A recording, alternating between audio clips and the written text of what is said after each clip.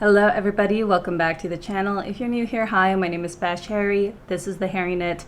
It is now spring, if not summer already in the northern hemisphere, which means it is my time to shine. We're talking about the best yarns for summer, spring, although I'm pretty sure summer. I'm making this video because summer knits is my jam. It is my bread and butter. It is something that I constantly eat and always eat. It's the only thing that I can realistically wear day to day in the tropical heat. Currently, it is 31 degrees outside, which is very hot. 31 degrees Celsius, by the way. So I don't know what it is in Fahrenheit. Just know that it is very hot and humid outside. So I have a lot of experience working with summer knits, playing around with different yarns, making sure it's easy and breathable for me to wear on a daily basis. So I thought I would compile my tips on choosing the best yarns as well as some recommendations. Disclaimer, however, these are all the yarns that I've tried with some personal preferences and examples, but you and I are very different people. You might like some things that I don't like and vice versa. That's okay, you know, we're all human. Second disclaimer, I have not tried all the yarn in the world, unfortunately. I am trying, but it's very hard. I can only give recommendations based on the yarns that I've actually tried and what I've seen. If you have any recommendations, feel free to leave them below. What are your favorite yarns to work with, especially for summer? And third disclaimer, these are all personal preferences. Goes back to the first disclaimer. If you do have any thoughts on my tips, just keep it civil, be nice, be kind. Always good thing to be kind on the internet. But yeah, I think let's get started. I do have some of my knits here as examples. I will leave all the patterns, the yarns below in the description if you do want to check it out. I do have some general tips here that I think would help, but obviously it is preference. If you don't like merino, you probably are not gonna like some of these tips, but suffice to say, I do have some things I want to chat about. So I guess let's get started. Before we continue, I'd like to thank Skillshare for sponsoring this video. Skillshare is an online learning platform made for creatives like you and me. Whether you're picking up a new hobby, learning to grow professionally, or you just want to upskill yourself, Skillshare has something for everyone. One class I've been loving lately is Everyday Journaling. 5 creative ways to document your life by Abby C. And as someone who uses bullet journaling to really rein in all the chaos that is life, everyday journaling has been so helpful for me. I'd highly recommend it if you want journaling to be an everyday ritual. You can make it aesthetic and pretty as you want, or you can do it simple like me. Plus, you're learning from real professionals in the industry, whether they're illustrators, designers, photographers, or entrepreneurs. There's something out there for everyone. The first 500 people to use the link below will get 20% off their first year on Skillshare. Okay, back to the video. The first tip that I have is to look for things that are plant-based fibers.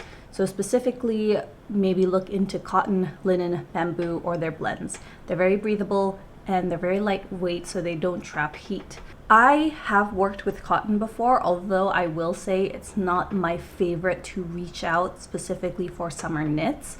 But that's more of a personal preference to me. Some cotton yarns are much better than others. So for example, I've used Shopgeese, I hope that I pronounced that correctly, Shopgeese Katona for my Hello for My Colors crop. I'll show it to you later. I find that really nice, but I've also worked with other cotton yarns that I feel very scratchy and very thick and more better for home decor or accessories. I think summer garments are the ones that a lot of people would use cotton because it's very lightweight. I have been told that it stretches, but I haven't personally seen that myself on my summer garments. That being said, I find that bamboo is a very underrated yarn. I worked on the So Summer shirt by Jessie May Designs. This I think I made back in 2022, and it's still one of my favorite shirts to wear to this day. It trumps all my t-shirts, to be honest. The yarn has quite faded. It was a lot more, you can see the blue flecks a lot more before all the previous washes, but you can still see the colors like the yellow and the pinks show up, and it's really, really nice. The So Summer shirt is absolutely beautiful, and it's made with 100% bamboo. The yarn is from a local seller based here in Brunei, but unfortunately they do not sell yarn anymore, and I'm really disappointed in that. But the yarn, the bamboo, is so breathable and lightweight, and honestly, it feels so much nicer than cotton on my skin.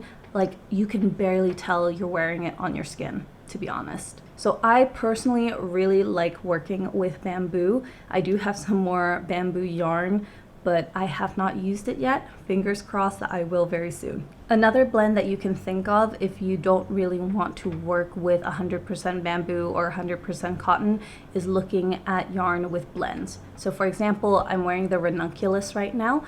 This one is my first ever ranunculus. So far it's the only ranunculus, and it is made with 85% superwash merino, 15% cotton in lavender blue by My Yarn Story Co. They're a Singaporean yarn company, indie dyer, and I really like their pieces. I think this yarn is so comfortable and it's really lightweight. Alternatively, you can also look for yarns that have some things like linen. So as an example, this is my Margaret tee, and I use Stellar Fiber Works, which is a 90% merino, 10% linen blend. I think I worked this up on 3.5 millimeter needles, and this is a fingering / 4-ply yarn. It is so nice on the skin and it doesn't feel hot at all. Other things that you can try is silks, for example. I have not tried silk yet. I do have some yarn that has silk in it, but I don't have any strong opinions because I haven't tried it yet. But if you have any, feel free to leave it in the comments down below. I'd really love your opinion on what would look nice with silk. In terms of bamboo, I noticed that the bamboo is very shiny. That could be a con for some people, but for me, I don't really notice the shine too much. You can see by comparison to this shirt and this shirt, this one's a lot more shinier, and it's not because of the color, it's because of the shine and the properties in the bamboo. Some quick thoughts about plant-based yarns. Because yarn comes in different types, different sizes, different weights, different feelings. Some can be more rustic, some can be soft. It's up to your preference. I don't really like rustic yarns. I feel like they're a bit too itchy on my skin. But here are some of my recommendations for plant-based yarns. This one is Shopgee's Katona. This is my Hello from My Colors crop. I made it, I think 3 years ago, during the height of the panorama. It took 5 weeks for me to finish, and it's still my baby. It was a labor of love, and it's all Shopgee's Katona, which is 100% cotton.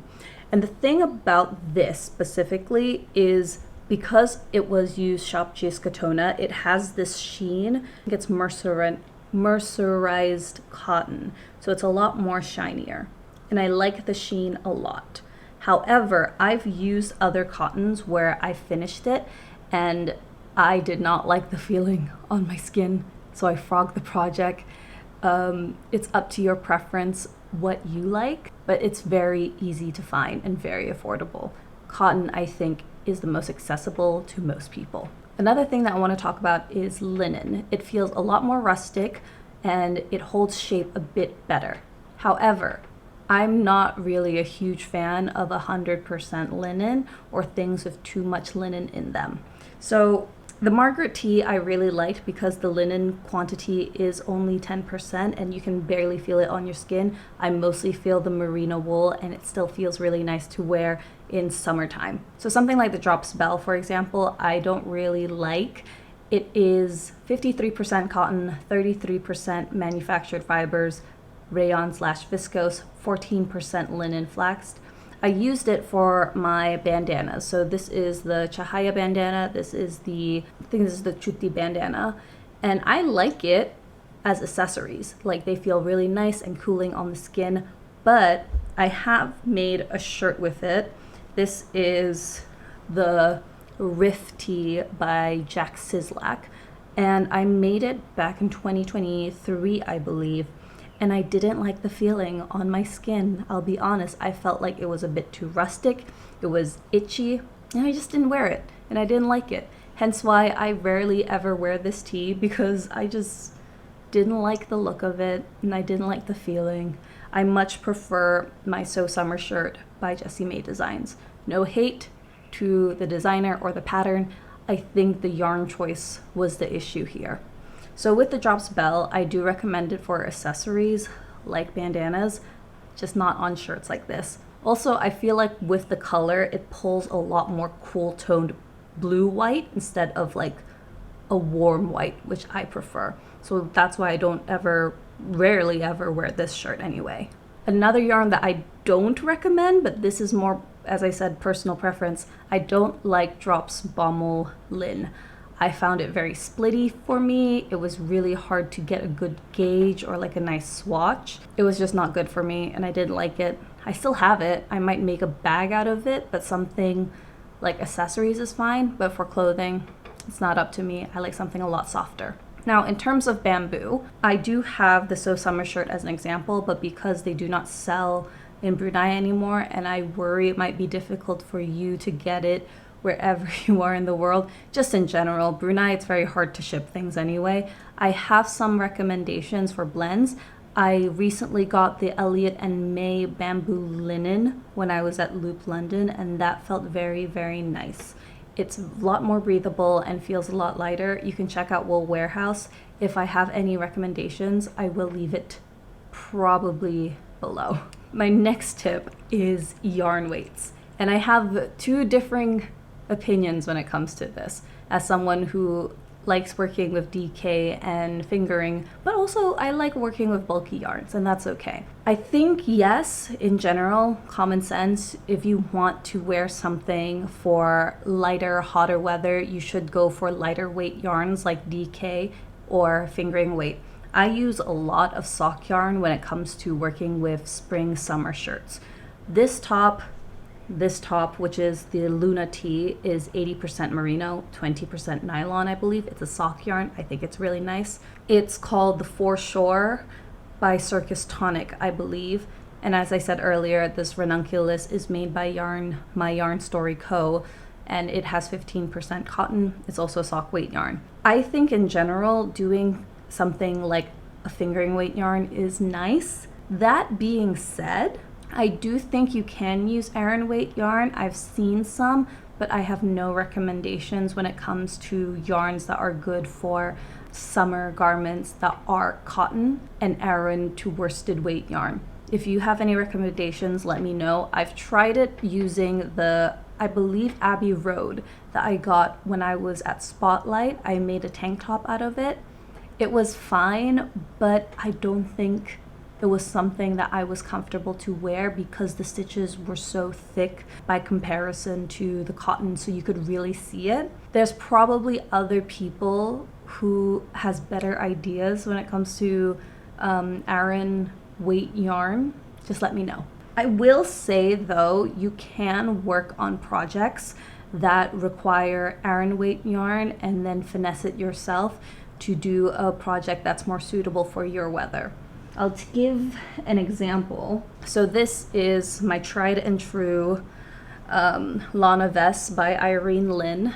This one is such a beauty. I use her so often that there is a stain like right here, and I don't care because I love her so much.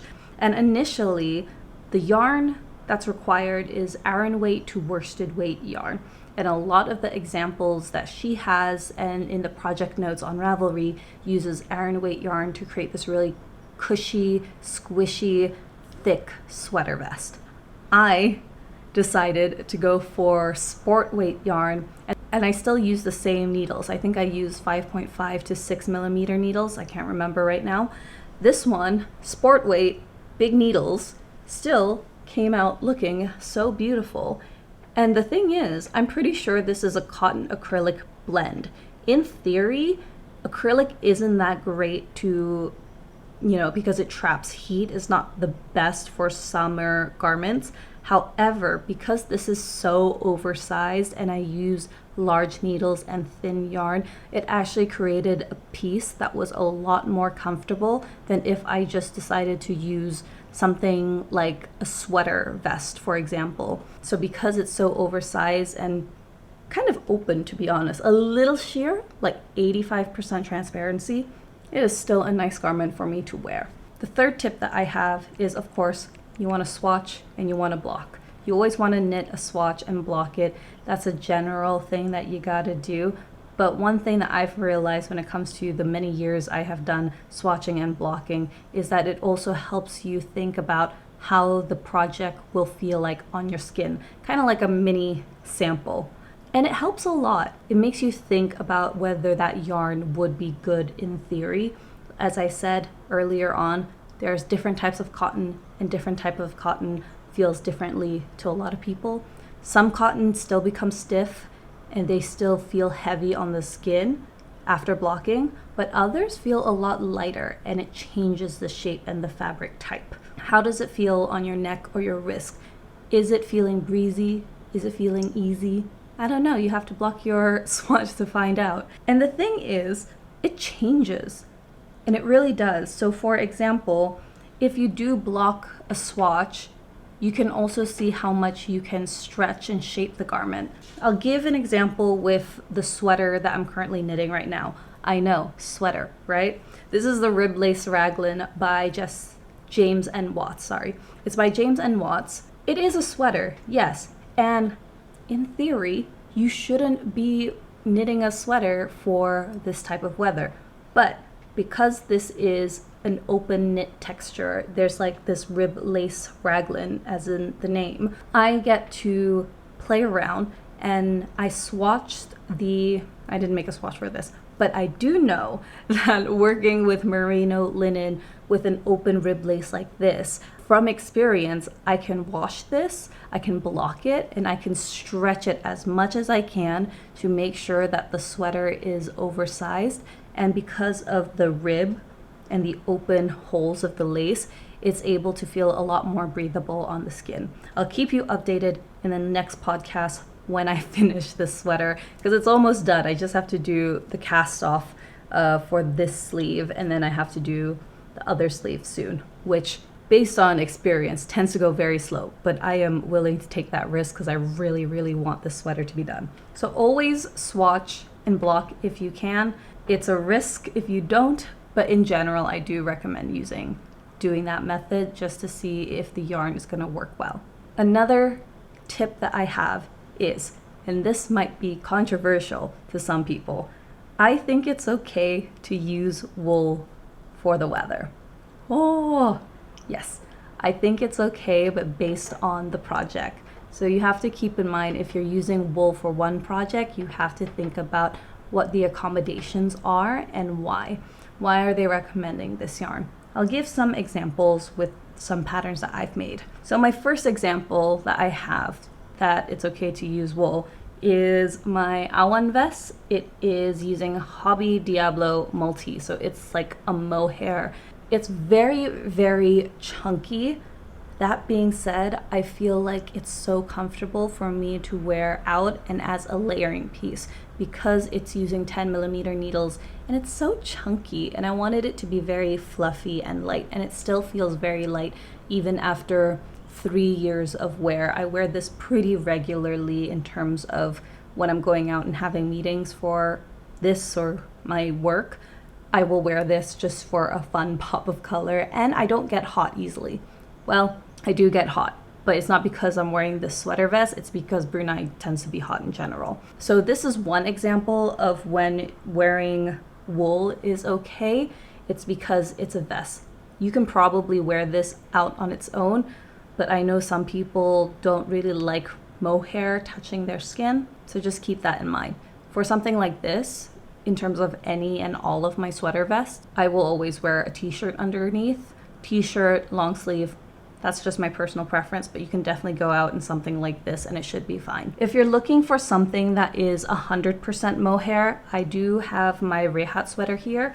This one was released last year back in April, I believe, and it is 100% wool Noro Korean, and it is a sweater. It should be hot, but because it uses 10mm needles on Aran weight yarn, this yarn is actually very sheer, and because of the open holes, it's easy for wind or any air to get through your body and makes it a lot more comfortable for me to wear than if I, let's say, made a sweater that was Aran weight yarn on 5mm needles, obviously.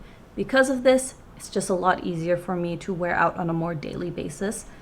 If anything, this sweater has become my go-to to wear just when I want to feel cozy. It's like one of my favorite sweaters. So it is okay to use wool in your projects if you want to. Just keep in mind how the project is going to look and feel like on your skin. And then finally, I have my final tip, which is it's okay to use Ravelry for help. I like to research and look for projects that I know I will love using Ravelry and figure out what people are using based on their yarn for their summer, spring projects, and then compare it to what's more readily available for me and in my own stash.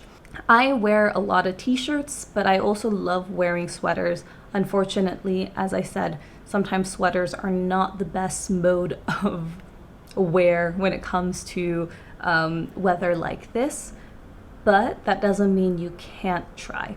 It's all about understanding what the weather is going to be like, what you prefer, your preferences, your choices, and honestly, it's all up to you and your taste. Ravelry helps a lot because then I could see people or research or find people who are living in similar climates and what yarns they are using, and if there's something with similar blends that I have in my own stash.